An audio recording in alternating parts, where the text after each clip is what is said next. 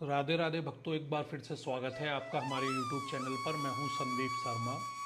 दोस्तों, आज के इस वीडियो में हम आपको सुनाएंगे जल झूलनी एकादशी व्रत कथा के बारे में। तो जल झूलनी एकादशी व्रत कथा आज हम इसमें सुनेंगे, कैसे इसको किया जाता है, क्या इसका व्रत का महत्व है, इन सभी बातों के बारे में आज इस वीडियो में आप जानेंगे। तो बिना देर किए हुए आइए भक्तों आज का वीडियो शुरू करते हैं। भक्तों, जैसा आप स्क्रीन पर पढ़ सकते हैं, देखिए मैं पढ़कर भी सुनाऊंगा आपको और आप इस व्रत कथा का महत्व अपनी स्क्रीन पर भी देख सकते हैं। जल झूलनी एकादशी व्रत कथा। सबसे पहले जानते हैं इसका परिचय। जल झूलनी एकादशी हिंदू धर्म की एक अत्यंत महत्वपूर्ण एकादशी है। यह भाद्रपद मास के शुक्ल पक्ष की एकादशी को मनाई जाती है। इस एकादशी के कई नाम हैं। देखिए, इसको अलग अलग जगह अलग अलग नाम से जाना जाता है। कहीं इसे परिवर्तन एकादशी बोलते हैं, कहीं पर इसे वामन एकादशी भी कहा जाता है, कहीं कहीं लोग इसे पद्मा एकादशी के नाम से भी जानते हैं और कई क्षेत्रों में लोग इसे डोल ग्यारस के नाम से भी जानते हैं। आइए दोस्तों सुनते हैं जल झूलनी एकादशी व्रत कथा। त्रेता युग में बलि नाम का एक महान दैत्यराज था। भगवान विष्णु का अत्यंत भक्त था और नित्य ब्राह्मणों की पूजा तथा यज्ञों का आयोजन करता था। अपने बल और पराक्रम से उसने इंद्र को हराकर स्वर्गलोक पर अधिकार कर लिया था। देवताओं की यह दुर्दशा देखकर वे सभी भगवान विष्णु के पास सहायता के लिए गए।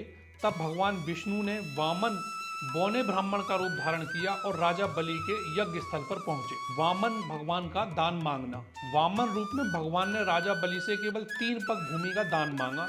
दानवीर बलि ने बिना कोई शंका के यह दान देने की स्वीकृति दे दी। भगवान का विराट रूप। भगवान वामन ने अचानक विराट रूप धारण किया और 2 पग में संपूर्ण त्रिलोक, पृथ्वी, आकाश और पाताल को नाप लिया। तीसरे पग के लिए स्थान न देख वामन जी ने बलि से पूछा कि तीसरा पग कहाँ रखूं? बलि का समर्पण। महान भक्त बलि ने तुरंत अपना सिर आगे करते हुए कहा, प्रभु, मैं आपके चरणों में पूर्ण रूप से समर्पित हूँ।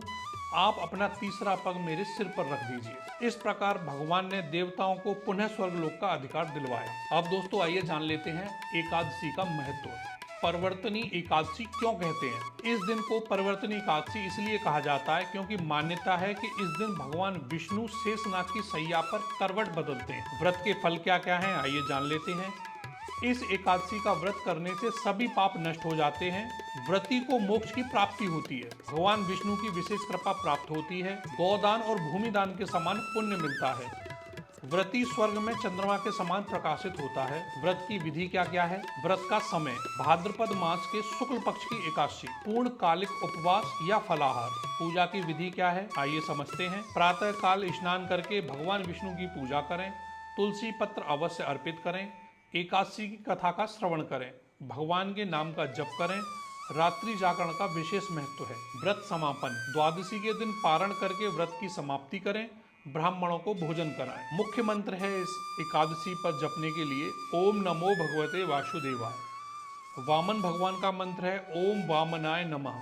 तो दोस्तों, इस प्रकार जल झूलनी एकादशी का व्रत करके भक्त को भगवान विष्णु की असीम कृपा प्राप्त होती है और जीवन सुखमय हो जाता है। बोलिए विष्णु भगवान की जय।